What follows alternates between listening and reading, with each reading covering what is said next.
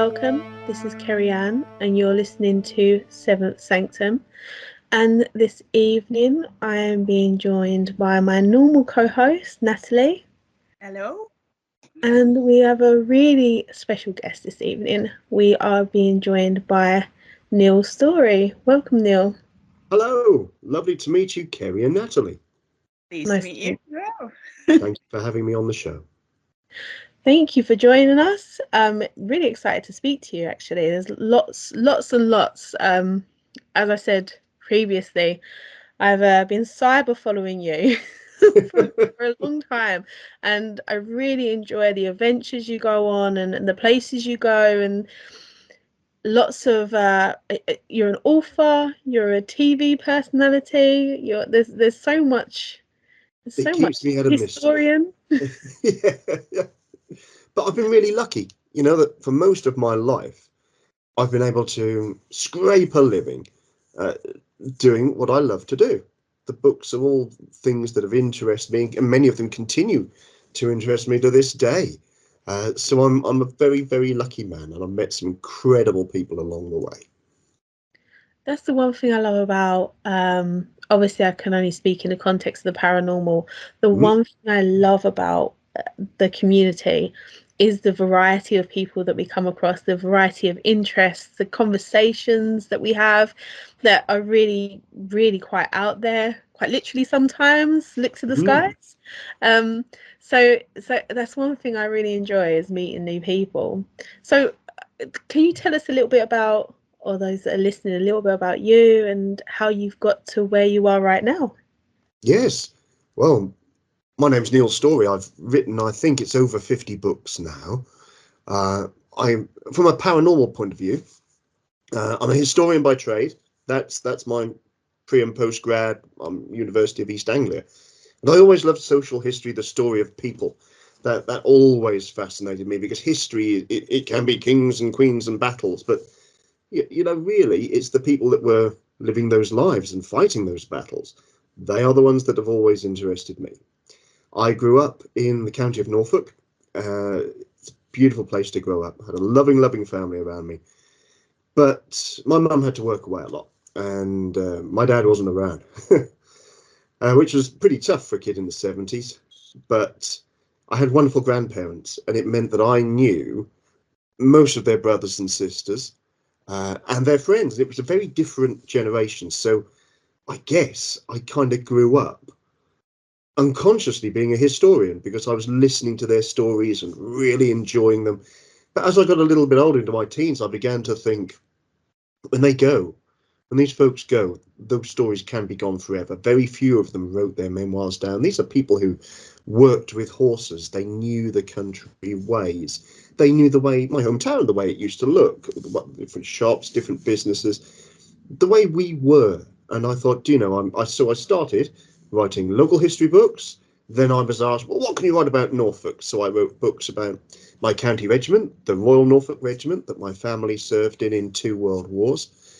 And then I started writing books about Norwich and Norfolk at work and the coast that I love. We're not far from the coast. I grew up in North Walsham, and it's not far from the North Norfolk coast. I could cycle there easily when I was a kid with friends and stuff. So I've always known it. I've got distant family that are kind of Sheringham and Cromer Way. It is beautiful. It's this dream of poppy land that they used to have, and occasionally you will see the fields filled with poppies. It's a beautiful place, but it's also a place that is filled with myth and legend. So mixed with this, social history can be fun. It can, because there's some great stories, and some great stories of humanity, of ordinary people working together in adversity, of flood, being bombed in 2 world wars, serving together, not just with the military abroad, but on the home front, helping the neighbours. So it's really powerful stories. But amongst all of that, people would like to share stories of ghosts or that haunted house and stories like they say. And this curious young man always wanted to know, well, if they say that, why? Why is it haunted? Is there any truth in it? So for as long as I can remember, I've been interested in ghosts, and I conducted my first ghost hunt in 1988. And I expect both of you ladies were not even born then. I was. I was. I'm not going to Now you're giving it away, Natalie. Come on. No, I wasn't. Yeah, no, I wasn't. I was like, I don't know, 76, 12 then. You're 12 in 88. You weren't much younger than Yeah, me. I don't know. That's all I right. think, no, was 8, yeah. Something like that. I can't do maths on the fly. Don't give it away. Look, leave some mystique, Natalie. Come on. Some say I was around that age. Absolutely. Myths and legends have it. Absolutely. Absolutely. And that was, would you like me to tell you about my first ever ghost hunt? Would you like me to tell you about? I was at college still, so I'm no great expert, but there were a few of us interested in the paranormal. There were no shows in those days like Most Haunted or Help My House. There was nothing. Very occasionally, there might be a special on TV. There's nothing. So we just had really books on ghosts. Some of them quite old ones by people like Wentworth Day. They were very good. Dennis Barden's, Peter Underwood. We read Peter Underwood. But the book that really, really worked was the Usborne Book of Ghosts. Come on. Wow, If good you old know it, you know it. It's on the and it was pictorially beautifully. They've recently reprinted it because I dare say there's quite a lot of us of this generation that want to hand that on to our kids. If you haven't seen it, Kerry, check it out. It will change your life. And it's got there's methods of the day. You know, this would be in the 80s. You know, but there's all sorts. There's photographs in there that frightened the life out of me. There's one that was taken in Ipswich. I'll never forget this one. It's a car, and they were using the filmer. They'd gone to take a photograph of the woman's mother. Sadly, she'd passed away. And they went to put flowers on her grave. They took photographs of that, and they needed to use the filmer. So there's the husband in the car, sort of looking out the window, and Mrs. Click finishes that, developed the film, and guess who's sat on the back seat? Yeah, late mother, and you can see through her. Tell you, there's the picture of Newby Church in it as well, which has got something like a 7-foot monk-like figure with a warped face that looks like the Scream. He's all in a cowl. That was you've got it, and they frightened the devil out of me when I was a kid. When I was, my mum had to take the book off me and hide it. I was a fraidy kid, you know. I was. Anyway, so with all of that in mind, we used to, at college, we tried to do sensible ghost hunting. And in those days, if you had a video camera, this was the sort of thing you get on The Price is Right, okay, with Leslie Crowther in those days, or you know, this is Sale of the Century territory with Nicholas Parsons. Yeah, you can get a video cassette recorder, right, and a camera. That's great. The camera looks like something that newsmen used to use, you know, right? The side, you press a clunky button, tunk, the side pops open, and you put in a cassette the size of a brick. Nice. Yeah, it's so compact, it's light, it's easy. So we've got this blooming great big thing that we borrowed from college, a few other bits and pieces, an electronic thermometer. I don't know why. Oh, we just tried to look professional. I don't know, you know. And these two girls, they're nice girls. They were doing in the beauty and hair part of the college, Great Yarmouth College of Further Education on Southtown Road. And one of the girls found me in the library one day. She says, "You're one of them ghost hunters, aren't you?" I'm not doing her justice because she was fun. You're one of those ghost hunters. I said, "Yeah." And she said, "Well, our place is haunted." I thought, whoa, lady, no. I don't tell the Mickey. No, genuinely. And she was frightened. She was frightened by what was going on in her house. So we did. We went along with the big clunky video camera and set it up. And they're in a terraced house in Great Yarmouth. One of those typical, you know, 2 up, 2 down, and you walk through the 2 front rooms, through the kitchen to the bathroom at the back. You know the sort. And we were in the front room bit all night, and there was nothing. The girls had talked about some sort of figure when they're sat in that room. The owners, they only rented it, and the owners had knocked through the old dining room with the front room, so it's a big room. They'd been in the front bit watching telly, and something would walk behind them, you know, because the back part of the room would be in darkness. You think, what's that? And one night, one of the girls, she was with her boyfriend, and she was she was downstairs with him. I think they were getting close. If I want to say that, you know, this is a family show. You know, I mean, are we post watershed? No, see, it's not. I can't say. Right, the adults will know. Right, they were just going to be playing Connect 4, something like that. Right, were you saying that? And they were getting jiggy with it. You know, who knows? Who knows? You know, I don't want to defame people, but it was close.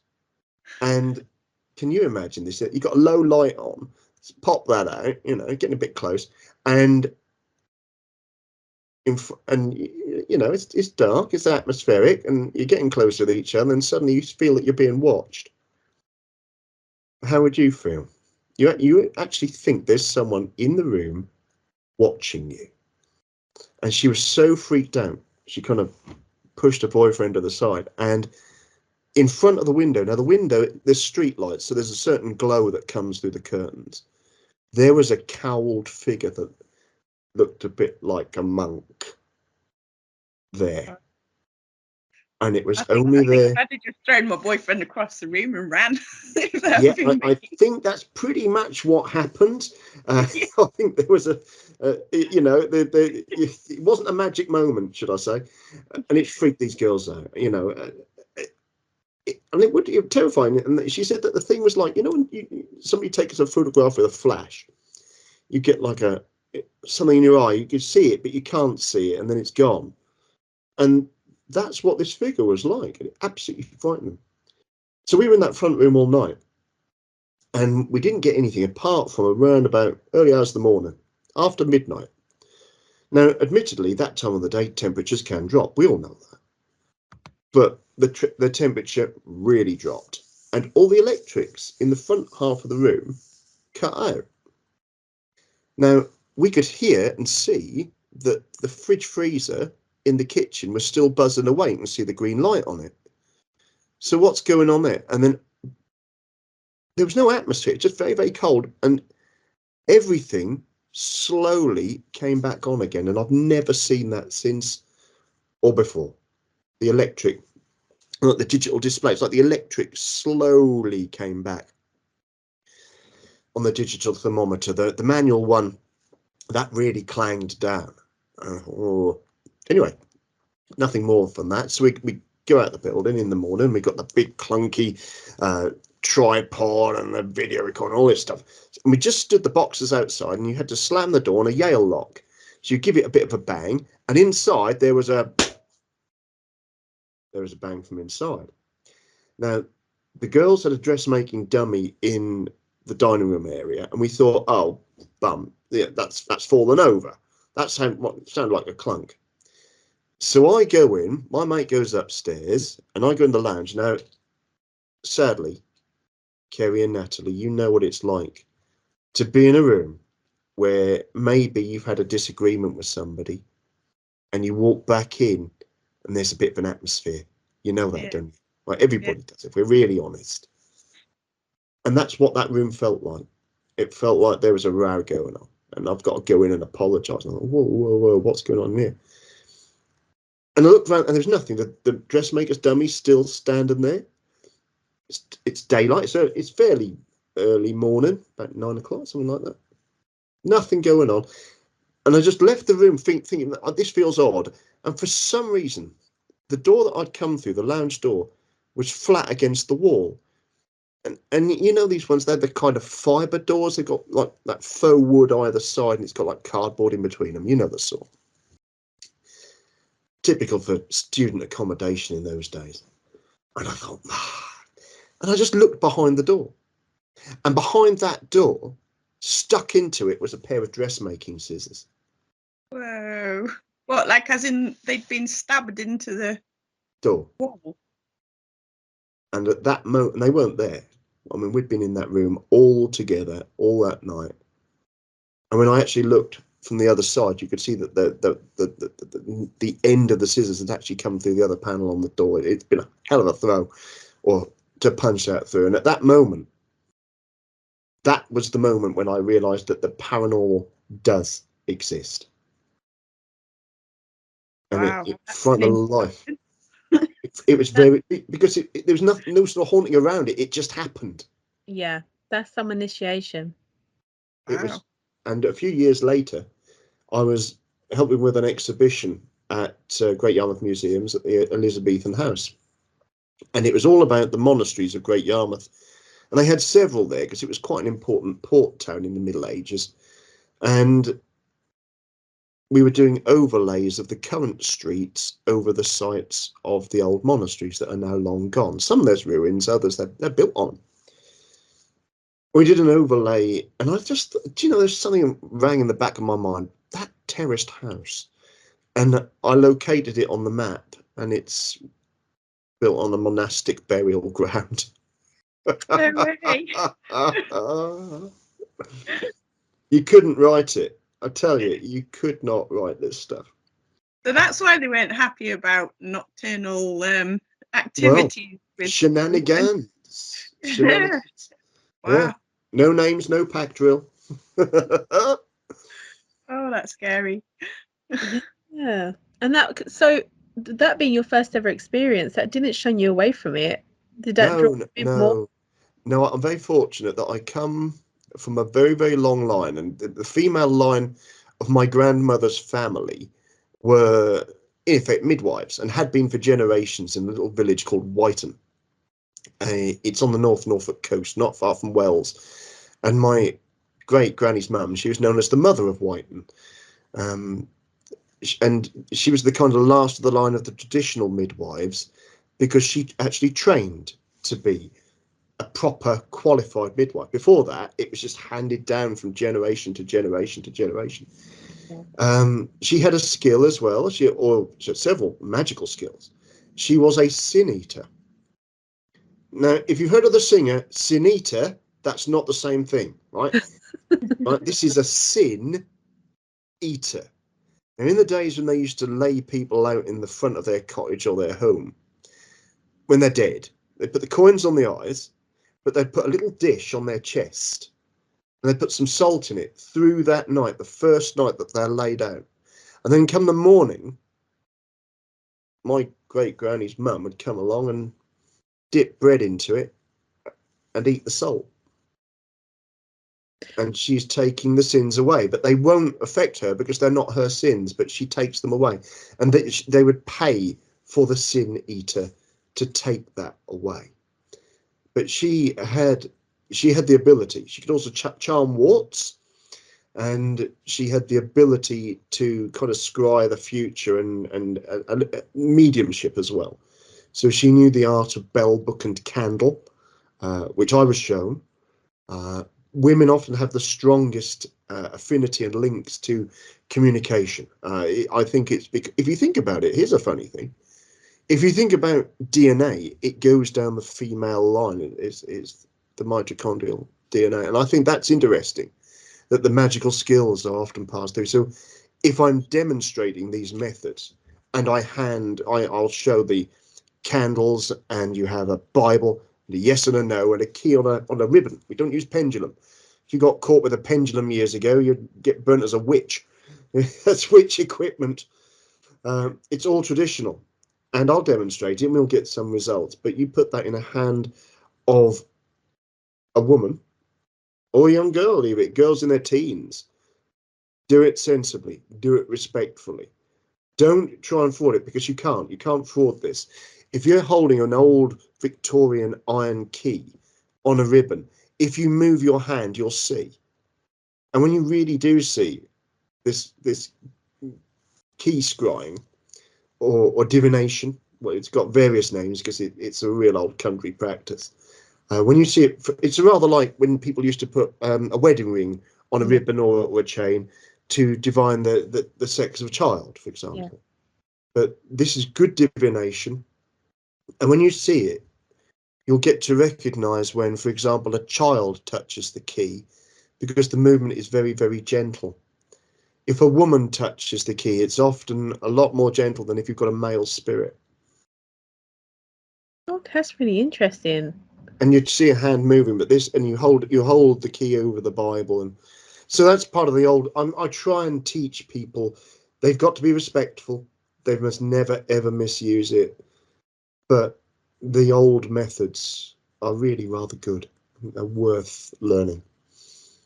We Do you did. hold the key as if it was a pendulum, or do you hold it different? Because obviously it's a thing swinging. Do you swing? Does it swing, or does it just move when somebody touches it? Is that the difference between that and using a pendulum? Rather like they can work like a pendulum, in that they will, if the answer is uncertain, they may spin round and round. But in the main, it will swing with quite a definite. You keep your hand still. There's a certain way to wrap the ribbon around your fingers, so that the tail of the ribbon is tucked inside your hand, and you have your arm is kind of rest the elbow on the table. Then there'll be a few inches of ribbon, then your key, and the key moves. It doesn't tend to spin very much. It will normally, and you'll have one card that says yes, one that says no, either side of the Bible, and it will go one way or the other.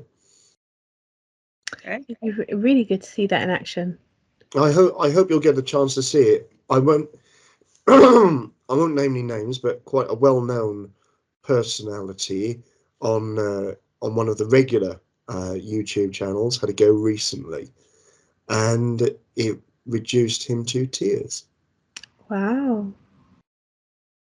I mean that, because he was contacting 2 children that I can't say too much more, but they were 2 children contacted, and he's a guy, he's a little bit older than me, successful guy. And I have to say we were all touched, because we were all dads in that room, and we know what it is. Lord knows if we'd had a lady or a woman to channel, wow, who knows? Because it was powerful that night, really, really powerful. But there was just 3 geezers working on it.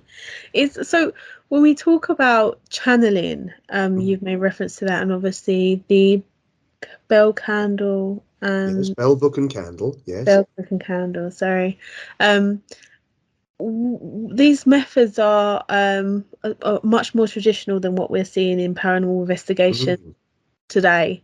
We've made leaps and bounds compared to the traditional methods. So when we look at the traditional methods, and obviously in your research that you've done, what are you leaned more towards? How do you feel about using the more modern kind of instruments, equipment? Spirit box or SLS and EVP. Well, I mean, everybody's entitled to work in a way that they wish to work, and I do respect that. Yeah. But I believe, and if you watch Good Practice, and my good friend Dave Schrader and Cindy Kaiser, lovely people, in the Holes of Files, I think is an exemplar of a show to really show you how to conduct an investigation. Yeah. And the baseline is pure. The baseline has Dave and Cindy, and of course Shane Pittman's there. They're a lovely guy, Shane. But Dave and Cindy go in as a pair, and they just use her abilities. Now I say to everybody listening, but look, if you want to be a skeptic, well, that's fine, but I don't think that's always very helpful in an investigation. I really don't. There are times to look at proving, and I think most good people involved in paranormal research police themselves. They don't want people throwing stones, kicking a table or whatever, or we don't want any tampering. And to be honest with you, it's not helpful. I say go in pure. Use it, if you don't exercise, your muscles will die. They'll frizzle up to nothing, and so will your psychic muscles. We're all born with a certain amount of gift. A lot of it's knocked out of you when you're young. Oh, don't talk about that. Don't think about that.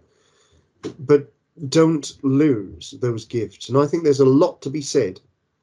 Even if we've all got some sort of sense haven't we? That you can sense if there's, it's animalistic. Is there danger around? You can sort of sense places you're not always very confident about being around. So I say, go in pure, even if it's just to sit in a chair. Can be a group of you. Don't mess about. There's old saying, don't mess about, lady. Don't mess about.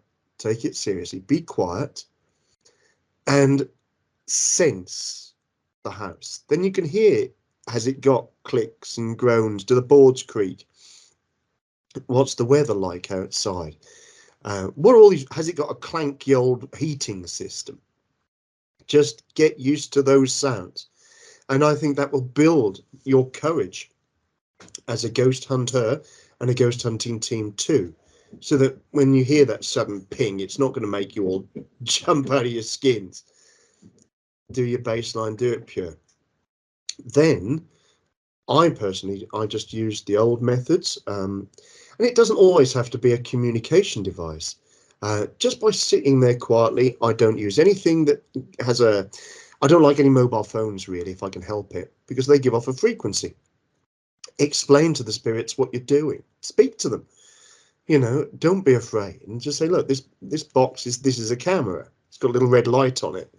There's nothing magical about that. If you are the person to reach that woman who was executed as a witch hundreds of years ago, and she sees that, she's going to think that you are some sort of magician or witch yourself, and maybe she was just accused of it and she never was a witch. It's going to freak people out. So anything, and that's the noise that some of these things make. It sounds like a steam engine. Oh, for God's sake, just turn the darn thing off. What are you getting? Hardly a voice. Just leave it alone. That's what I say. Or do that when we've actually had a baseline which is quite pure and electronic free. And in my experience, the results that you can get on a camera that's just an ordinary digi camera is, well, I've been astonished by what I've seen at times.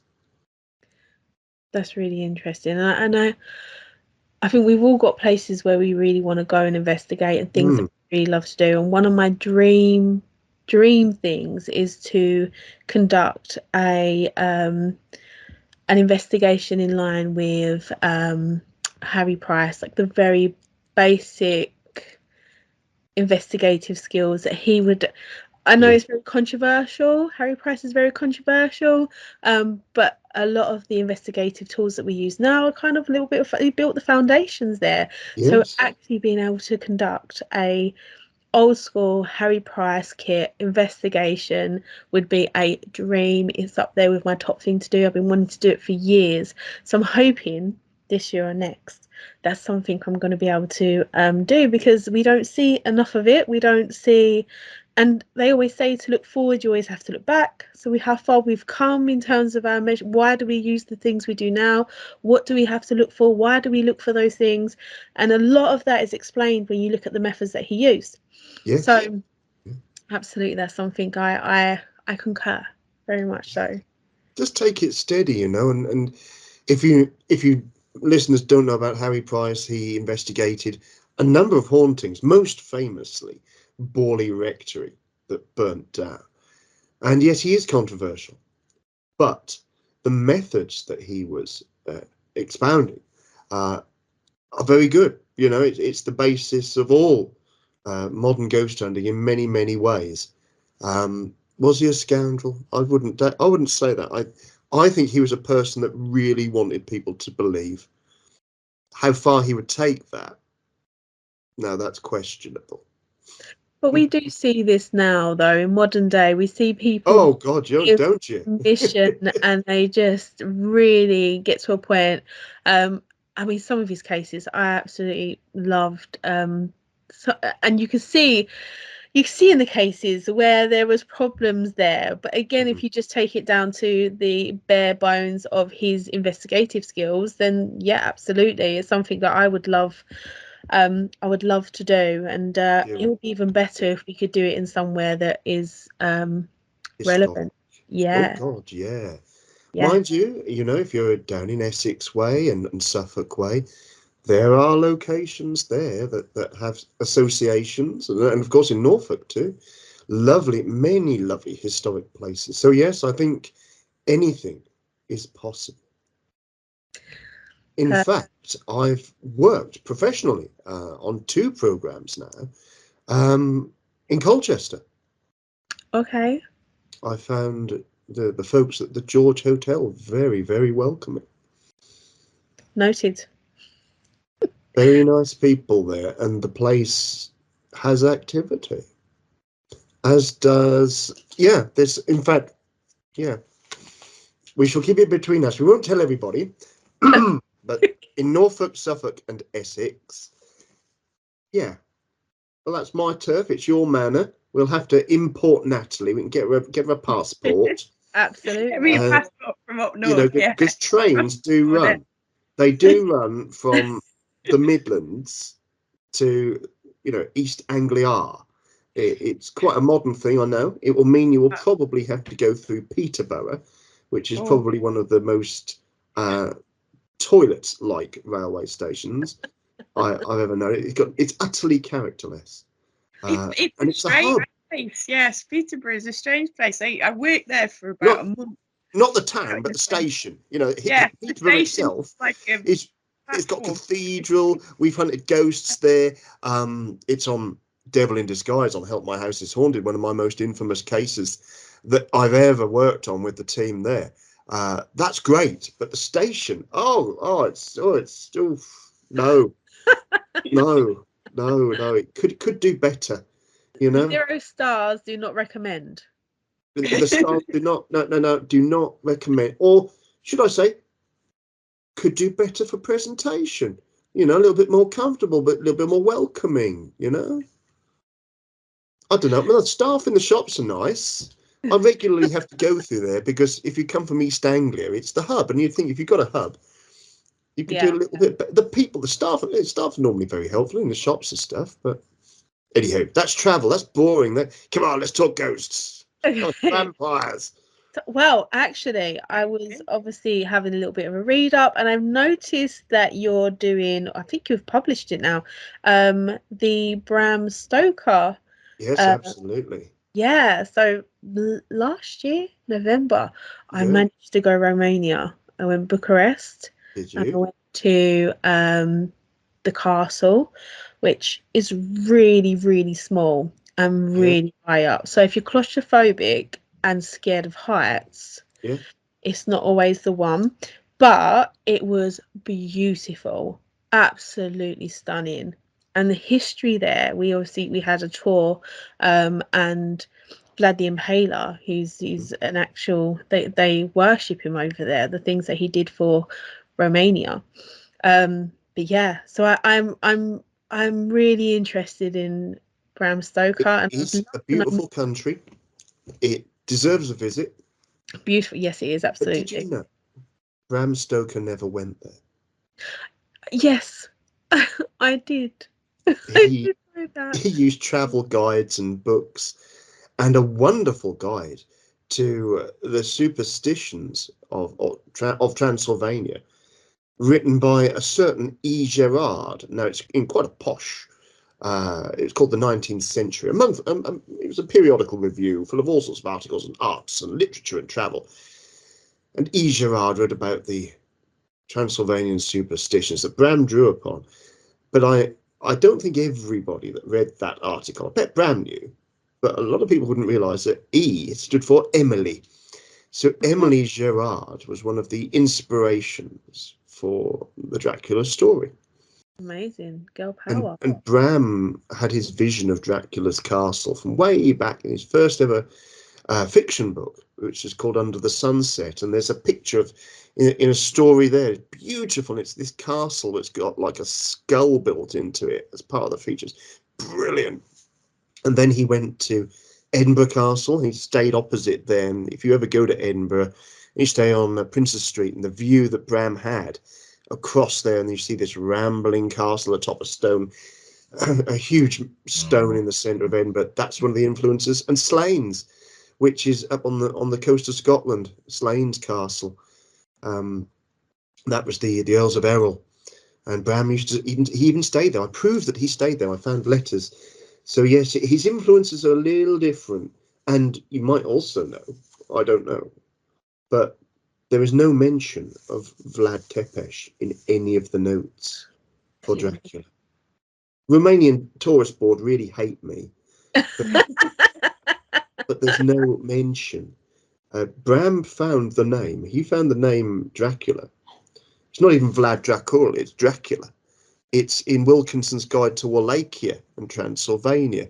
And he was on holiday in Whitby, and he'd seen the wreck of it's called the Dimitri in reality. Bram changed the name to the Demeter, but he saw the wreck of Dimitri, and Bram sort of thought, oh yes, well that's from afar, and he wanted to learn more about Varna. So that's why he went to the library, and his notes are quite clear that he found this particular page in Wilkinson's Guide to Wallachia, and there's Dracula. Before that, the book was going to be called Count Vampire and the Undead. Not quite the same ring, No, is it? Bram loved language and pronunciations and colloquialisms. He would have been told it was Count Vampire, because on the continent, Germany, Austro-Hungarian Empire, the W is a V, like a Volkswagen, you know, it's a Volkswagen. You get the idea. So Count Vampire, I think that had probably come from Arminius Vambry, who was he was at Budapest University. He gets a plug in Dracula as our friend Arminius. He's mentioned by Van Helsing, and the two, Arminius Vambry and Bram, were known to have had a wonderful night at the Beefsteak Club, which is a little dining room attached to the Lyceum Theatre, where Bram was acting manager. Greatest theatre in its day in London. Absolutely highbrow.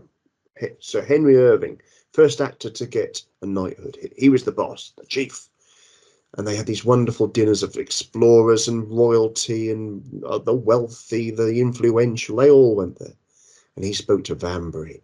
I bet that was Vambry that gave him Vampire, the undead. Hooray. But I bet Bram never really deep down thought, oh, it's a working title. And he was looking through Wilkinson's Guide to Wallachia. There it was, on whatever page it was. We know the page because it's in Bram's notes. Dracula. He writes it and he underlines it. And if you put Dracula on your lips and your tongue, it kind of snaps, it cracks, it rolls around the tongue. Fabulous. And in the end, it's not even Dracula and the undead. It's just Dracula. And it's quite a gamble, because nobody would have known what the Dracula, a Dracula, was when the book was first published in 1897. It's really interesting. Good, isn't it? Very eclectic in his sources then, isn't he? Like, just like whatever's around him catches his attention and he just weaves everything in. It's quite interesting, like the creative process of it as well. The fact that Bram was fabulous. The people that he knew enabled him. He could have travelled, he was the first man, and with the Lyceum Company on tour, he was the first man to write a modern travelogue of America. It's called A Glimpse of America. It's very, very well regarded in this fledgling modern country. Part of America's still got the American West going on there, in the 1880s, 1890s when he was exploring it. An incredible man. I greatly admired Bram. I think he was just fascinated in just about everything, even science. He loved science, but there would always be a dark edge to it. So he used to correspond with Sir Oliver Lodge. They were some early members of the Society of Psychic Research, and Bram and Lodge used to sort of discuss the power of the mind.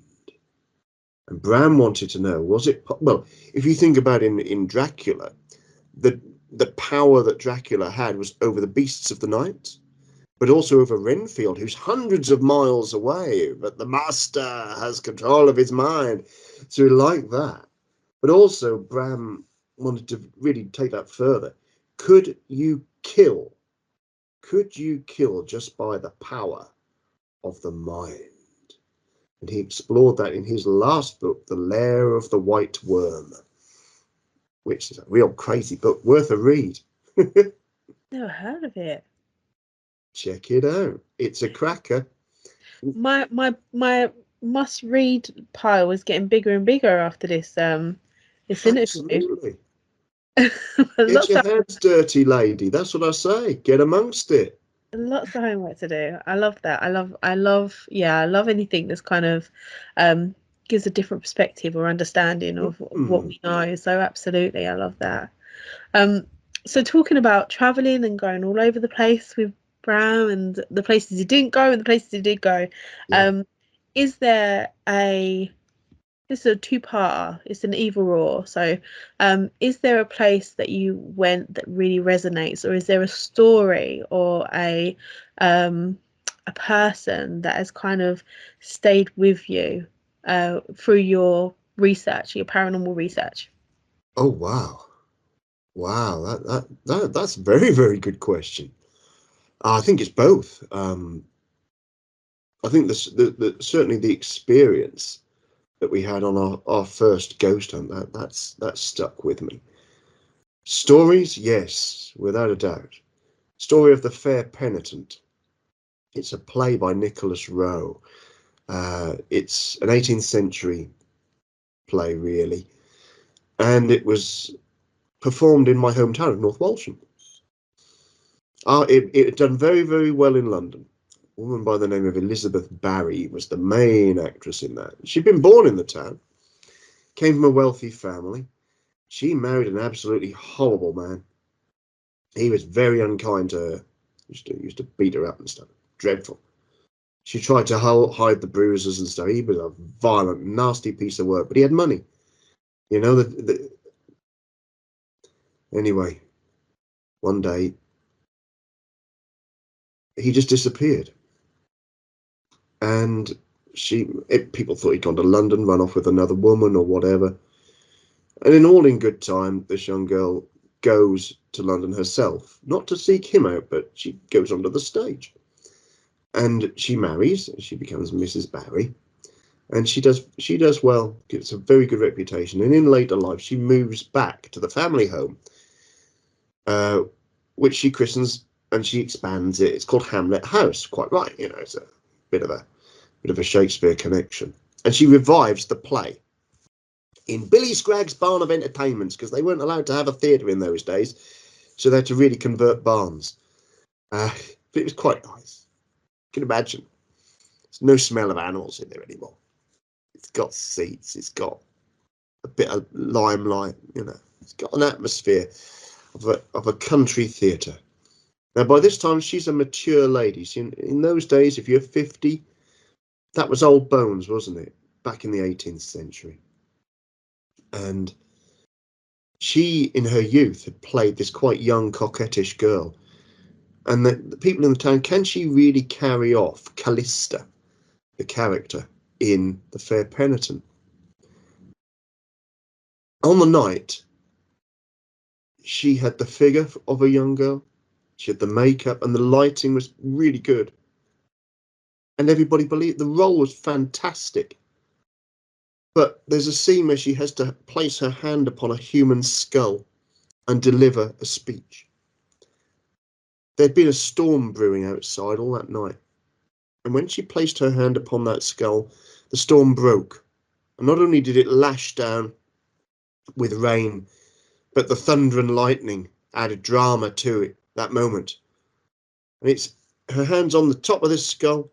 There's a flash of lightning, and the whole room is bathed for that moment, that deathly pale light. And her face is a mask of terror. She slumps onto the stage. She's dead within 48 hours. And they try to find out why, what could have caused this.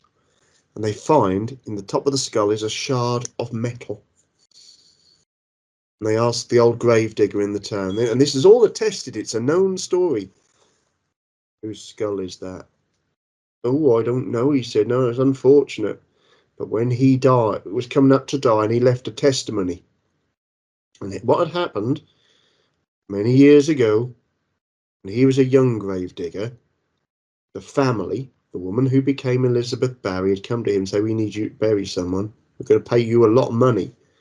But you know that old swine used to attack that poor girl." And all she had done was, one day when he was really laying into her, she had just wanted to fend him off with a piece of wood, and she hit him with it. But the trouble was the piece of wood had a bit of metal embedded in it, and it poleaxed him. And so they buried him deep in a grave and put another burial on top. When the gravedigger was becoming an old man, he wanted to go. He helped hide a crime, so he dug out that skull, and that went on the stage, and that killed Mrs. Barry stone dead. The shock of seeing that, and her ghost walked. Her ghost walked down by Hamlet House. Nobody lived in that house beyond that.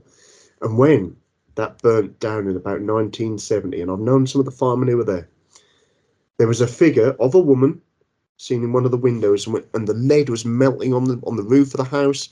They put a ladder up to come and get her, and she wouldn't come.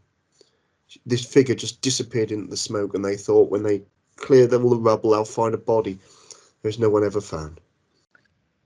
Wow. But where they built the close of houses now, they'll hear the voice of a woman rehearsing lines over the hedgerows. Oh. Wow, that's mental.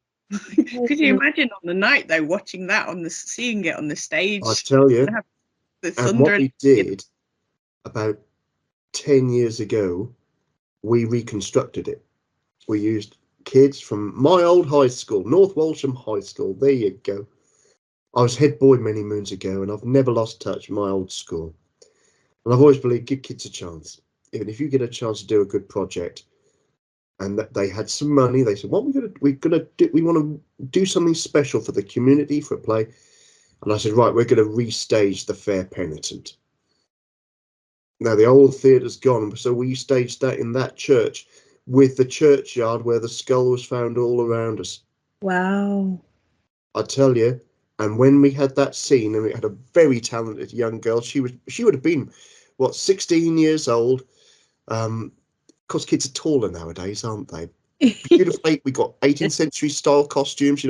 They looked the business. These kids, and she did the Mrs. Barry, and my God, you never felt any, because we're all wearing breeches and period stock. Like a long sock. They called them breeches and stockings. And our ankles were all cold because a cold draft went through the lower part of that church. I kid you not. I kid you not. My surname is Storey. I looked down, and the gravestone that I was standing on, one of those ones in the church floor, that was a Storey. That was one of my ancestors. I've never noticed it. Oh, wow. You talk about, and you can see it. It's there to this day. And I can show you the spot. There it is. It's an 18th century grave to one of my ancestors that would have been around in the town at that time. The whole synchronicity of all of these events was absolutely incredible. And a lot of the kids I work with, I'm still in touch with them, they've never ever forgotten that special project that we worked together on. It's magic. I can see why that story stayed with you. That's amazing. And I think that's so important when we do things like investigations and research. It's really important that we know what is happening or what's happened through time in these locations, but not to prime us, not to develop I lean lots into the Phillips experiment, not to have that impact, but to understand, to save us from investigating things that aren't there, that are alleged to be there because this character has been created. And I think knowing that story makes your experience so much more so much deeper, isn't it? Because you can It was massive. That kind of twist, I wasn't expecting that. I didn't know that grave was in that church. But to have so many people, and that church was packed. When there's you know what it's like. It's a good show. The kids have all been raving about it. So mum, dads, aunties and uncles, little brothers and sisters, everybody's coming. And it was and all the instruments were traditional. We had traditional singing and songs, and wow. it was, but in a funny sort of way, that's connecting with spirit in it, really. Yes, yes. Because there were candles lit, the old music, the old costumes, a lot of people giving a very good, it was a good vibration, you know, really good atmosphere, very powerful atmosphere. A lot of people, local people, old families coming in, a lot of people thinking this is good, we want this. And then for that to happen, Yeah. that's powerful. No, I love that. That's a sense of history, isn't it? The continuation of history. You know, when you've got people in the same place through generations, that resonance builds up, doesn't it? I should imagine. And yeah, and when you tap into that, it's quite powerful, like you say, and memorable. I'll never forget it. Yeah. No, Yeah. and to give that to those kids, to hand that story on in a way that's memorable for them, that they want to perpetuate it and retell it for their kids, because I know they have. And it links back into the very beginning of this interview where you said that your journey started because you had all these people around you. That story was going to end with them, and you didn't want that. So that is actually links quite nicely into, yeah. And it's good that you've got that sense of history, and it is shared. It is passed down through generation, because that's really how we get a good sense of where we've come from as well. It's true, and I hate people that consider history their property.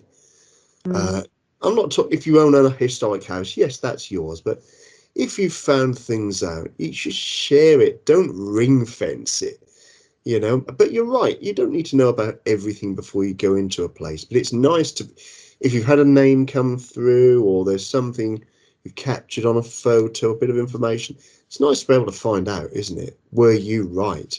Yeah.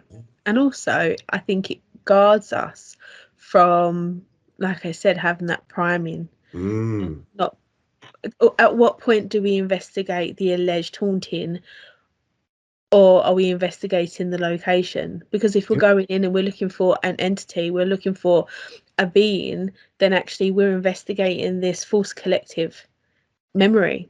Absolutely Rather than the right. actual vibration of the location and what could be there. You're not getting that.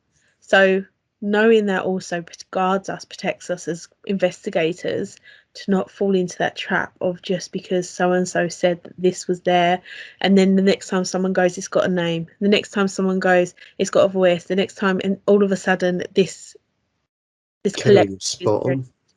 Yeah. I wish more paranormal investigators, and I'm going to use the term ghost hunter because I'm old. Well, I'm not that old, but you know what I mean. I'm old school. I don't like hunting in any form, but we were ghost hunters, and I always will be. That's what I am. And I just think, play it straight, tell it the way, but you don't need to go into reams of information and knowledge. You know, I tell you, when I film Help My House is Haunted, it's very rare that Ian Lorman and I even speak, because when I'm filming my little bit, I'm normally on once a series, and I'll speak to lovely Jane Harris, who is one of the that whole team is like seeing a family that you love to go and see and stay with, you know, a few times a year, you know, the sort, you know, same for Christmas and birthdays, you know. That's the atmosphere. It's really positive. And so Ian is doing his filming, the walk around of the house, and we haven't even said hello. I mean, I'm somewhere. He doesn't even really have a call sheet. You know, he's in a hotel somewhere, and he's taken somewhere. That's it. That's how cold he goes in. I'll be talking to Jane with my research. There might be a researcher that I've dealt with. They've given me a remit. They certainly don't know all I'm going to say. They trust me. They know that I'm not going to swear or be vulgar or let them down. They'll know that there's a good story here, and so I'll tell it to Jane while Ian's filmed. And then I mean, for example, there was one, the guy who plays, is it Steve McDonald on Coronation Street? Yeah. it was in one of the celebrity help houses on. So, you know, we don't even meet. I don't always meet the celebrity. It's very straight back that they play, so you can't give anything away. And I found the story of this. It's very, very dark tale of a mother and daughter. I have a horrible feeling it was murder. The daughter was pregnant, and in the 19th century, no dad, you know, young girl pregnant. But it's kind of, some people would say, bringing shame on the family. You know, it was dreadful. And the mother and daughter they cut each other's. Well, I think the daughter either cut the mother's throat or they both cut their own throats using the same blade. It just doesn't add up, and they bled out over a bowl. It's truly horrible. And when the girl's body was examined, she had been carrying a child, and the birth had been forced. And after the inquest, I think it was after the inquest, the body of the baby was found. And to me, there were cuts on that baby that stank of ritual. It was very, very, very, very dark. I don't think they said too much about that on the show. It's not easy viewing or listening, is it really? Mm-hmm. But when Ian Lorman walked into that house, and it's on tape, you can see it, the first thing he heard was the cry of a baby. Wow. Remarkable. If you're just stabbing in the dark, just guessing, it's the guy has got a very, very genuine talent. He's one of the kindest, lovely. So when that's all done, it's great. We can have breakfast together or something like that and have a good old yarn. But it's very, very. We never meet before any of that is filmed. But we get on so well because he says, Neil, the stories that I tell, what Ian tells, I prove them. Yeah, but they're already proved. If you see what I mean. Yeah. It's already there. Yeah. He's found them. But I tell the stories that he's found. I kind of prove that he's right, and it's a great synergy. And I'm so proud to be associated with Help. I really am. Yeah, and that, I mean, I think back in the day when Barry first was on his first ever TV show, had the pleasure of interviewing him, and he is adorable. He's such a nice guy. Yeah, I can imagine that the connection between the team works really, really well if you've got all those kind of all those matching energies in one. Everybody's kind of Barry Guy. Haven't mentioned you yet, Barry, you star. He's just lovely. Everybody is. You know, these are like meeting old friends, and you'll notice that Ian Lorman's moustache has improved as the series have been going on. That's all down to me. I can assure you. We have our moustache off. He couldn't have moustached. He did not wax properly before he knew me. You know. Yeah, I was gonna. There's probably more where that came from, but we do have a laugh about the big tash. Yeah, I was going to address the elephant in the room, but I thought, no, I won't mention it. But I have noticed. Impressive moustaches. Well, it is quite a large one, Kerry. I've never had any complaints. You know that people are quite impressed, particularly when I wax my tips. You see. Look at that, like Salvador Dali. Without this, I didn't always have this moustache. I had a PM life, which is pre-moustache, where my face was as boring as a potato, and I grew this for some First World War events, and everybody said, "Oh God," because I didn't want to stick on one because it's going to fly off or something. And have you still got that? The Americans, I lecture in the States, and I have groups of paranormal researchers come over. Mr. Storey, have you still got that moustache? Oh God, we love it. Oh God, you can't get rid of it. So it stayed. My facial fungus feature. The moustache is in charge. Right. The moustache is in charge. I've been told it brushes gently against the cheek. We have a kiss. But mentioning the American counterpart, you've got some events coming up. I mentioned Americans because Dave I never Schrader. pronounced Schrader, that's correct. I love Hans Holzer. Well, it's been a journey to get to Hans Holzer. Civil Leak was how I got into Oh, interested in Hans Holzer, and then yeah. I love the fact that he's a parapsychologist, but that he used mediums. I've never come across another parapsychologist that works in the way that he did, and Civil Leak is an absolute. What she did for womanhood and for witches, and I mean, she's yeah, I love her. She is amazing. So Very that's how I special come lady. across Dave, who is also is wonderful.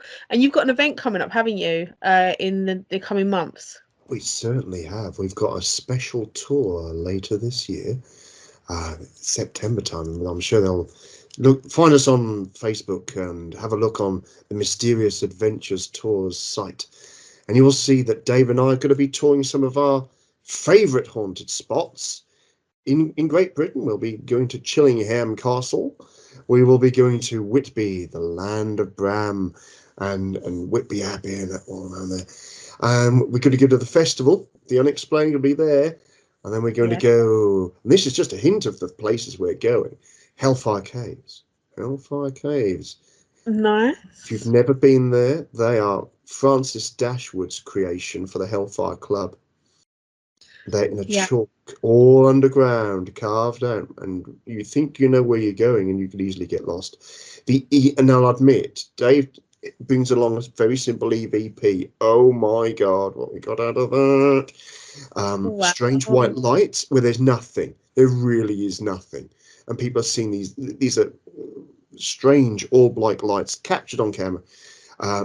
Absolutely incredible. So yeah, Hellfire Caves. We're going to go to London. We're going to do the Jack the Ripper sites, and we're going to go to Stonehenge. Yeah. So it's mysteries and legends and all our favourite ghosts. There's a few ghost hunts and privileged access because I get on very, very well with the team at Chillingham. It's Britain's most haunted castle. Come on, it's a very, very special place. Have you been there, Natalie? It's in the Midlands, proper north. It's the entire of the north is my province. No, I've not been there yet. No, I'll have to look it up if it's quite that notorious. Well, I'll tell you what, you must Chillingham Castle, and when Kerry's driving up, from the east, swing by and pick you up, pick me up on the way. There we are. We're there at Chillingham. It's a genuine medieval castle. It was used as a staging post, really, when the English army came up to fight the Scots. Wow. So, the king that was known as the Hammer of the Scots used to stay there. And this was actually, you were mentioning about ghosts becoming manufactured. And there's a manufactured ghost there. It's nothing to do with Chillingham, really. I've got a horrible feeling they've got a dark entity there. Now, I don't use the word demon lightly, unlike some people that seem to find a demon everywhere that they go. That's one of the places some sort of entities there's latched on. They've latched on to people going there thinking that there's this torturer called John Sage. There's even a backstory that he supposedly had a wound to his leg, and you'll hear him going around the building dragging his withered leg behind him. He's known as Dragfoot, and for God's sake. There's no document of this man. Torture is actually illegal. The only known real tortures are carried out in the Tower of London. That's it. You might get, if they're trying to interrogate somebody, string them up on a tree and give them a sort of strappado thing and whip them to it. You're not using the devices in the collection under the stairs, okay? That's not going on at Chillingham. It's a construct. but there are enough people willing it, wanting it to. It's like Slender Man. It's like some of these other projections. The dark forces are out there, folks. I am not a denier. Do not deny them. I tell you, in fact, I think a lot of your fans here, Kerry and Natalie, are quite sensible enough to know and have probably experienced the dark side. It's real. It's out there.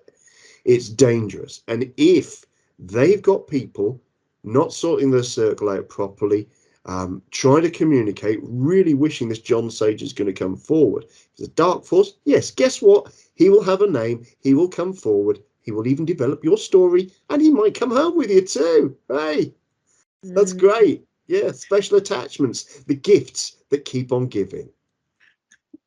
Do you think that's going to be an increasing issue with the increasing popularity of ghost hunts in places? Do you think that Slender Man type effect is going to be an increasing issue over the next sort of decade or so? I think it already is. I think that's why certain images are even turning up on camera phones. That these are not always ancient hauntings, shadow figures, perhaps. I think there's a lot of mileage in those. I mean, Lord knows what people are picking up there. Are these lost entities? Are we actually dealing with something that we see another dimension that we never had the chance to see before? Is it all a fraud? I don't know. I think there's some pretty good and honest people pointing cameras around their house or having a lock-off camera, security camera, and they're getting some sort of shadow figure peeking around the place. I mean, let's face it, where do our medieval ancestors get some of these stories from? Stories of little people. So that you can find evidence of shadow people for generations. Black-eyed children, yeah, they're coming to the fore now, but look around, you'll find them. So we've got to be careful. What's happening? Are the old spirits, some of them being regenerated? Are these some kind of, is it a complete construct?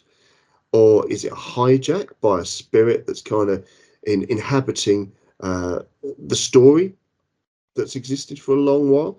I mean, that's known, believe it or not, in Indian culture, in Hindu culture, where you will get, they even, look at the Richard Burton story, not Richard Burton the actor, Richard Burton the explorer. He translated Vikram and the vampire, and the Hindu notion of a vampire in the Richard Burton translations is a spirit that will kind of they can reanimate the dead, or if you're weak as a human, they will reanimate them. So there's all sorts of, we've seen this sort of stuff, but we've never really understood it. We still don't really understand it. We can sound like we're being clever, and we do. All I can say is, be careful, folks. There's an old saying, be careful what you wish for. I agree. And I think I think that's a beautiful sentiment to end on, actually. Be careful what you wish for. And also, it is really important that we understand what we're messing with when we're messing with it. And I say the word messing loosely. What I mean is you don't really know what you're working with until you know. And then by then, if you're not moving in the right way, if you're not approaching in the right way, you don't know what's going to happen going forward. So I think that's a really good warning, good sentiment to end on. Yeah. So for our listeners that are with us now, where can they find you? What can they watch you on? Where can they read you? Where can they follow you cyberly? Oh my word! Well, I mean, you can follow me on Facebook. I have all sorts on there, and it is me. You know, I don't use publicity, people. You can only be my Facebook friend though if you're kind and respectful. The minute you're rude or anything or weird and nasty and you're gone. In fact, don't press the button. You know, if you haven't got kindness in your heart, right? You haven't got that. Don't want to know you. There you go. No matter who you are, if you're kind and respectful to other people, that's the community that I foster. Want to read my books? Well, you can go to a bookshop. Do you know what? There's bookshops out there. Go and look on the shelf, and if you haven't, look online. See what, put Neil Storey in, but go and find him in a bookshop. You know, go. Look me up on Mysterious Adventures Tours. I'm in Salem this October. Come on, England. Come and join me. We've got the Witches and Vampires tour of old Witches and Vampires of Old and New England over in Salem for Halloween. Come on, this is Halloween Central. You know, come and join us. I'm there. It's going to be absolutely amazing. So that's going to be Halloween for me this year.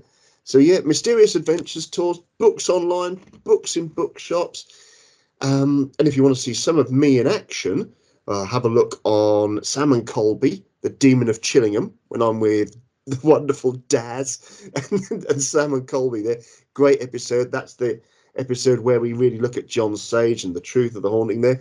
Pleasure to work with those guys. Or have a look. I'm in one episode every series of Help My House is Haunted, but all episodes are well worth a look. I mean, mine are the best. I mean, come on. There's a certain magic, that synergy. It's the moustache, you see, it carries you through. Hey, you know it's a good story if the tash is there. That's the fact. I love that. And I also, the other rule is I don't take myself too seriously. I think that's important in life. Have a laugh, look after each other, and just be kind. Beautiful. Thank you. Thank you so much for joining us this evening, and thank you to everyone that has listened. Feel free to download, save for later, or enjoy right now, and we look forward to seeing you next time. Bye.